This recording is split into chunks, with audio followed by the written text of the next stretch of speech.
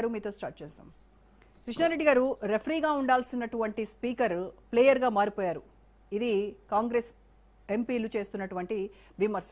ఎందుకు బయాస్డ్గా ప్రభుత్వ ఒత్తిళ్ల ఆయన మీద ఉన్నాయి, అందుకే ఈ రకంగా విపక్ష నేతలకు టైం ఇవ్వకపోవడము, తర్వాత ఇష్టారీతిన సస్పెండ్ చేయడము సభ్యులను, ఈ రకంగా ప్రవర్తిస్తున్నారు అని చెప్తున్నారు.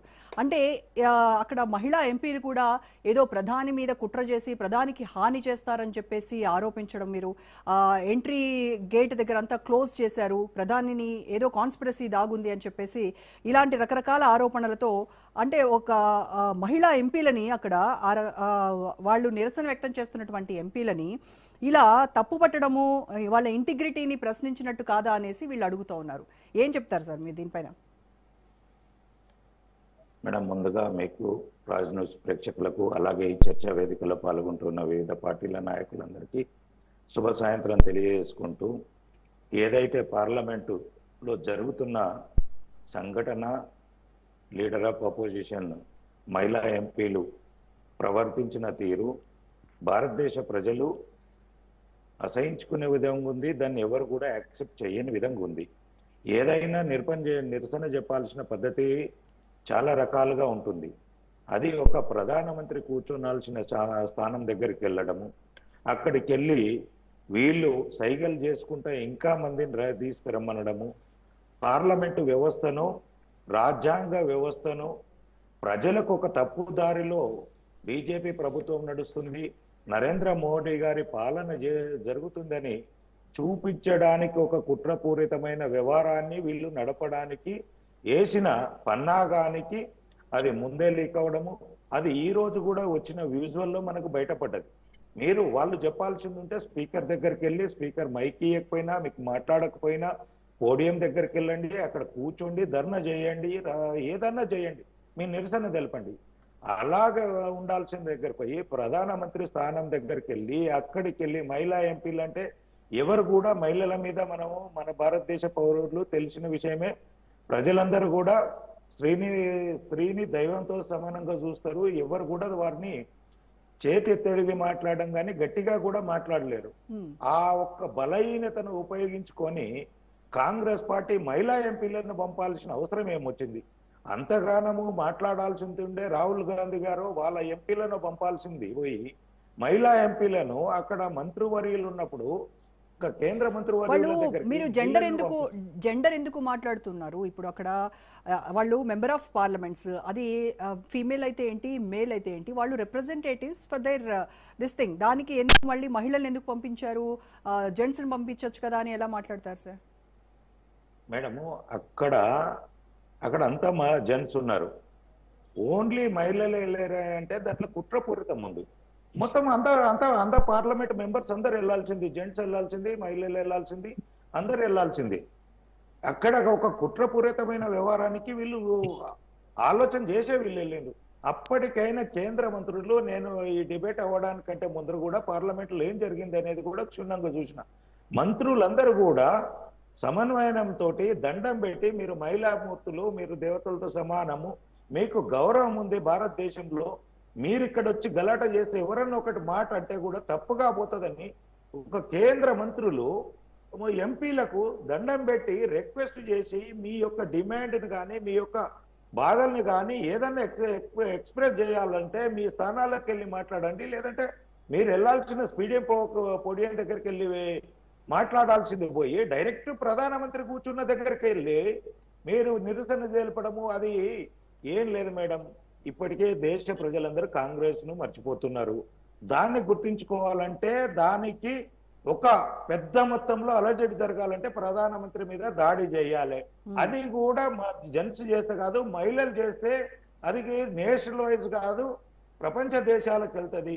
ఇంకొకటి, ఇప్పుడు వస్తున్న మన ఏదైతే మోడీ గారు విదేశీ పర్యటన చేయడము, ఒప్పందాలు జరగడము, ఇవన్నీ కూడా ఎందుకు జరుగుతున్నాయి? మేక్ ఇన్ ఇండియా ద్వారా భారతదేశం చేస్తున్న ఉత్పత్తులను ప్రపంచ దేశాలకు ఎగుమతులు చేయడానికి, వాటికి సంబంధించిన ఒక్క నిమిషం నుమన్ గారు, మీ అవకాశం వస్తుంది, మీరు మాట్లాడండి. No problem. I am just raising my hand. నేను ఏం మాట్లాడలేదు సార్, మీరు కంటిన్యూ చేయండి. ఓకే, దాంట్లో ఈ యొక్క బీజేపీకి వస్తున్న ఆదరణను ప్రపంచ దేశాలలో మనం తగ్గించాలి. రాహుల్ గాంధీ గారు ఎక్కడ వెళ్తున్నారండి? ప్రపంచ దేశాలకు అంటే ఏది వెళ్ళి బీజేపీకి ప్రధాని మోడీకి ప్రపంచవ్యాప్తంగా వస్తున్నటువంటి ఆదరణను తగ్గించడం కోసం, డైవర్షన్ కోసము కాంగ్రెస్ ఎంపీలు మహిళా ఎంపీలను ముందు పెట్టి ఈ రకమైనటువంటి డ్రామాకు పార్లమెంట్లో తెరలేపారు అంటారు మీరు. అదొక అంశం మేడం. రెండో అంశం ఏంటంటే దేశ ప్రజలు, ప్రపంచ ప్రజలు కాంగ్రెస్ అంటే ఇక అయిపోయింది, ఇక మూసలది అయిపోయింది, మూలబడ్డది, పాత చేట అయిపోయింది, అది చినిగిపోయింది, దాన్ని ఎవరిని పట్టించుకుంటలేరంటే దానికి ఒక విలువ రావాలి, దాన్ని గుర్తింపు రావాలంటే ఒక అలజడి సృష్టించే చర్చ జరుగుతుంది ప్రపంచ దేశాలలో. కాంగ్రెస్ పార్టీ ఇట్లా చేసింది, కాంగ్రెస్ పార్టీ అది మంచి చేసిందా చెడు చేసిందా తర్వాత విషయం. ఒక చర్చ జరుగుతుంది, వీళ్ళ పార్టీ ప్రజలకు పోతుంది అనే దురుద్దేశం. దాన్ని ఇలా మోడీని బదనాం చేయాలి, బీజేపీని బదనాం చేయాలి. ఈ గత 15 సంవత్సరాలలో వీళ్ళకు ఏ ఒక్క అంశం దొరకలేదు. అవినీతిలో కానీ, మంత్రుల మీద కానీ, ప్రధానమంత్రుల మీద కానీ, మా యొక్క ఉన్న 19 రాష్ట్రాలలో ముఖ్యమంత్రుల మీద కానీ, ఆ మంత్రివర్యుల కూడా మీద కానీ అవినీతి కానీ, అక్రమాల గురించి కానీ ఆరోపణలు లేవి. ఎలా ఏదో చిన్నమున్నాయి వచ్చినా కానీ అది సామాజికంగా జరిగిన కొన్ని ఏమైనా ఉండొచ్చు, కానీ పెద్ద మొత్తంలో కాంగ్రెస్ కు ఉపయోగపడే విధంగా కేంద్ర ప్రభుత్వం ఎక్కడ తప్పుడు నిర్ణయాలు తీసుకోలేదు. ఎక్కడైనా ఏదైనా జరిగింది అనిపిస్తే, ప్రజలకు అది చెడు అనిపిస్తే కూడా వీటిని క్షమాపణ చెప్పి వెనుకకు తీసుకున్నాయి. ఇవన్నిటితోటి ప్రజల ముప్పు పొంది వాళ్ళు 3వ ప్రభుత్వం వచ్చిన 4వ కూడా 400కు పైన సీట్లు వస్తాయి. ప్రతిపక్షంలో కూడా కూర్చునే పరిస్థితి మాకు లేదు. ఇప్పుడు ఏదో ఒకటి చేయాలి. ప్రపంచ దేశాలన్నీ భారతదేశం సైడ్ చూస్తున్నాయి. కృష్ణారెడ్డి గారు మళ్ళీ మాట్లాడదాం. ఎస్ నుమాన్ గారు, ఐ సబ్మిట్ యు అని చెప్పేసి ఒప్పుకున్నటువంటి దుర్మార్గుడు ఎక్కడ ఒప్పుకున్నారు? నుమాన్ గారు ఎక్కడ ఒప్పుకున్నారు? ఒప్పుకున్నట్టు ఎక్కడ లేదు కదా. ట్రంప్ చెప్పాడు.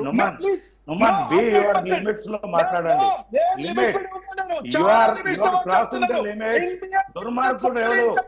దుర్మార్గుడు ఎవడు?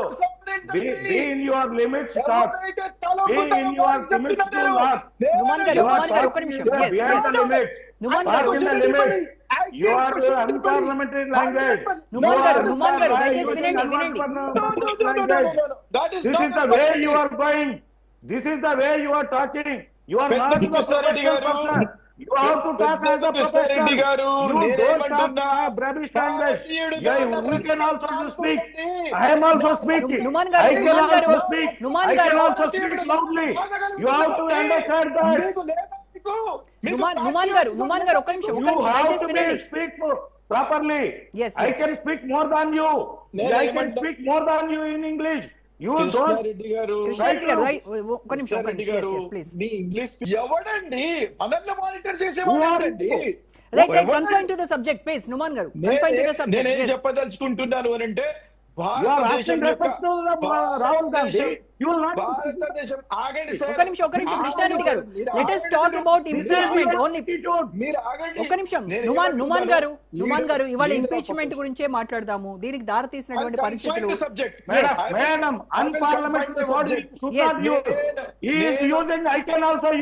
ఓకే ఒక్క నిమిషం అండి కృష్ణారెడ్డి గారు ఒక్క నిమిషం. ఎస్ ఒక్క నిమిషం. One minute. You are asking respect to the leader of opposition, Rahul Gandhi. I am also same way asking respect to the Pradhan Mantri, leader of the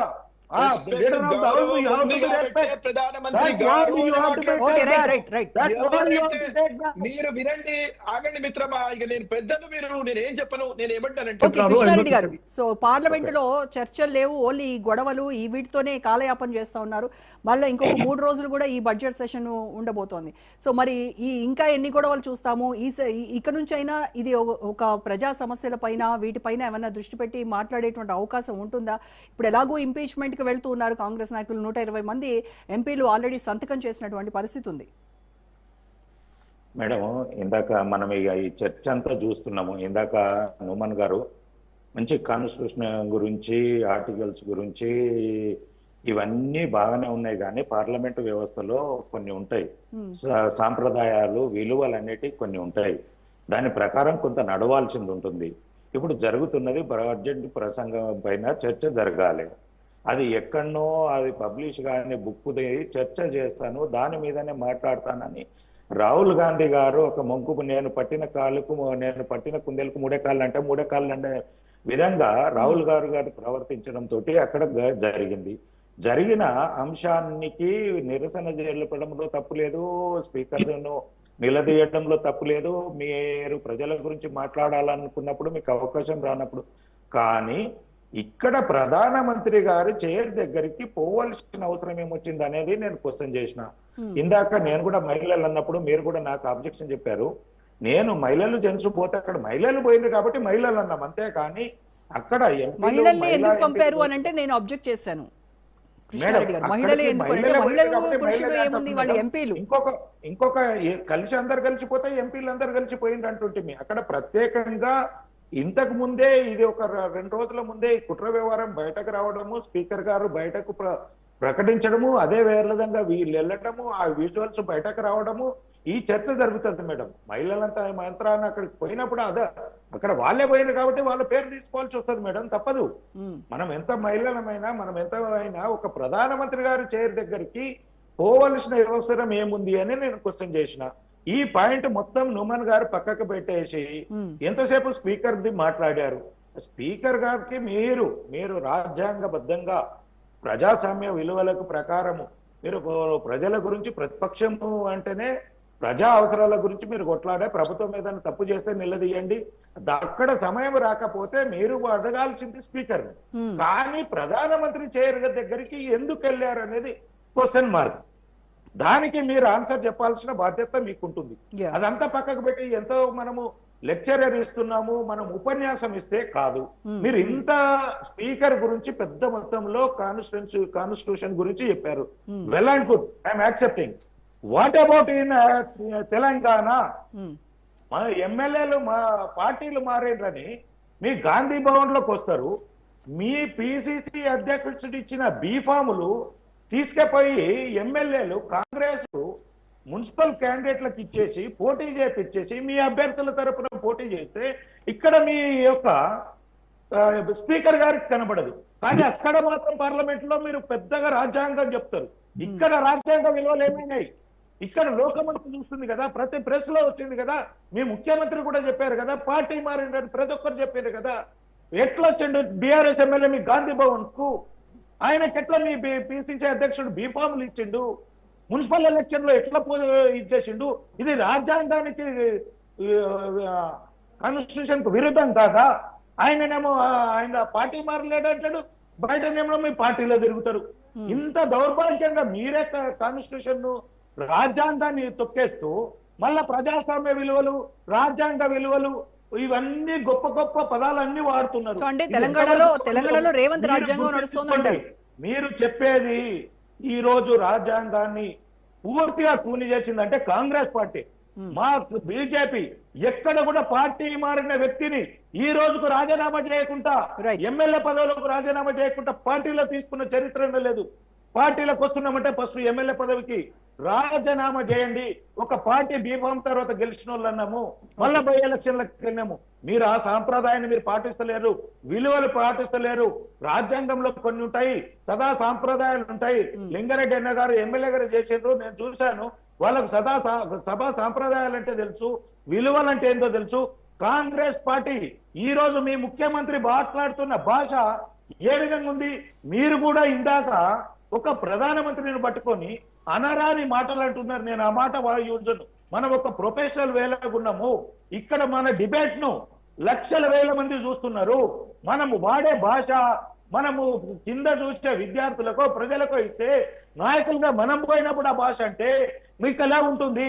గుర్తుంచుకొని మాట్లాడాలి. మీరు సమస్యను ప్రశ్నించండి, ఏదైనా తప్పు చేస్తే దానికి క్వశ్చన్ చేయండి, మేము ఆన్సర్ చేస్తాం. కానీ ఇక మీరు ఇందాక ఉంటున్నారు, లింగారెడ్డి పెద్ద మీరు కంటే వయసులో బుద్ధి లేదా ఈ పదాలు వాడుతున్నారు. మనం ఒక డిబేట్ లో కూర్చున్నప్పుడు మనము ఆ పదాలను మన దగ్గర నుంచే స్టార్ట్ చేద్దాము.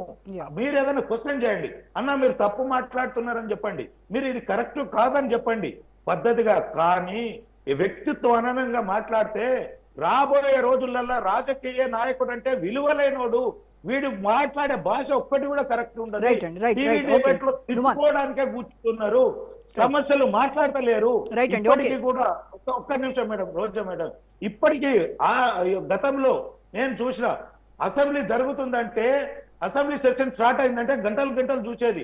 ఇవాళ అసెంబ్లీ సెషన్ ఏంటంటే బండ బూతులు తిట్టుకుంటున్నారు. ఏం చూస్తుందని వ్యూవర్సే పడిపోయారు.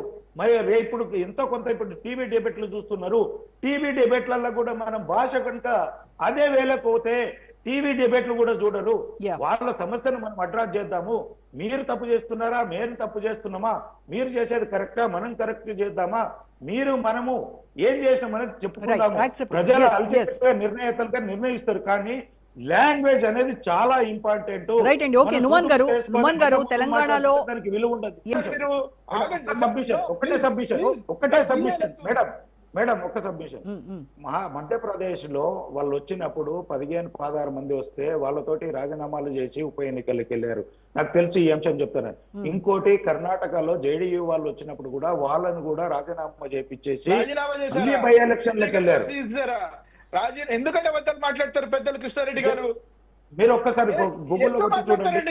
వాళ్ళు అబద్ధాలను నిజాలుగా నమ్మించడానికి ఒక్కటే సబ్మిషన్ మేడం.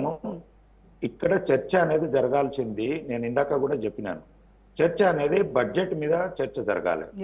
పబ్లిసిటీ గాంధీ ఎక్కడో సోషల్ మీడియాలో అక్కడిక్కడ వచ్చింది తీసుకొచ్చేసి ఈ చర్చను పక్కదారించి దాని మీద మాట్లాడతానని చెప్పేసి నేను ఇందాక కూడా చెప్పిన, నేను పట్టిన కుర్చీలకు 3 కాళ్ళు అంటే 3 కాళ్ళు. నేను అడిగింది కూడా అదే, ఒక్క నిమిషం మాట్లాడివ్వండి. ఎస్, మీ ఆడియో క్లారిటీ లేదు. ఎస్ కృష్ణారెడ్డి గారు కన్క్లూడ్ చేయండి సార్. మేడం ఇందాక నుమాన్ గారు మాట్లాడిన దాంట్లో కరెక్ట్. నేను అనేది ఏంటంటే బడ్జెట్ మీద చర్చ జరిగేటప్పుడు దీని మీద జరగాలన్నప్పుడు అంటే పార్లమెంట్ లో కానీ అసెంబ్లీలో కానీ సాంప్రదాయాలు ఉంటాయి. ఏ సందర్భంలో ఏది మాట్లాడాలి, ఏది చర్చ. అప్పుడు మీరు దాని మీద మాట్లాడాలనుకుంటే నోటీస్ ఇవ్వండి, దాని గురించి టైం అడగండి. అది ఇవ్వలేనప్పుడు లేదంటే పార్లమెంట్ లో నేను చూసిన దాంట్లో మేడం, పార్లమెంట్ లోపల ఇవ్వలేకపోయినా కానీ పార్లమెంట్ టైంలో వెళ్ళి ఛాంబర్కి వెళ్ళి అయినా వీరు వెళ్ళి మాట్లాడి టైం గురించి అడగాల్సింది ఉంటుంది. కానీ వీళ్ళ దురుద్దేశమే వేరేలాగుంది కాబట్టి ఏదోటి గలాట చేయాలి, ఈ బడ్జెట్ మీద చర్చ జరగద్దు, దీన్ని ఒక కాన్ఫరెన్స్ చేసేసి దీన్ని ఒక పబ్లిక్ ఇష్యూ చేసేసి పార్టీ పబ్లిక్ లో ఈ యొక్క ఏది బడ్జెట్ మీద చర్చ జరగొద్దు. ఇప్పుడు నేను సింపుల్ గా చెప్తున్నా, మనకు డిబేట్లలో కానీ అక్కడిక్కడ యూట్యూబ్ ఛానళ్లలో చాలా మంది యూరోపియన్ నుంచి వస్తే ఓన్లీ కార్లే అంటున్నారు మేడం. మనం వేసుకునే షూస్ ఉన్నాయి, అడిడాస్, నైకి, ఇవన్నీ ఉన్నాయి. అవి 4000, 5000 పెడుతున్నాం ఈ రోజు. రేపు పొద్దున పిల్లలకు అందరికీ 1000-1500 వచ్చే పరిస్థితి ఉంటుంది. ఎందుకంటే ట్యాక్సెస్ అన్నిట్లలో తగ్గిపోతుంది. ఇలాంటివి చాలా బెనిఫిట్స్ ఉన్నాయి. మనం ఏవోదో కారుల గురించి, స్కోడా కార్ల గురించి, వోక్స్ వాగన్ గురించి, చెప్తున్నారు. కాబట్టి ఇలాంటి మొత్తం మీద అవిశ్వాస తీర్మానంపై తుది నిర్ణయం వచ్చేంత వరకు కూడా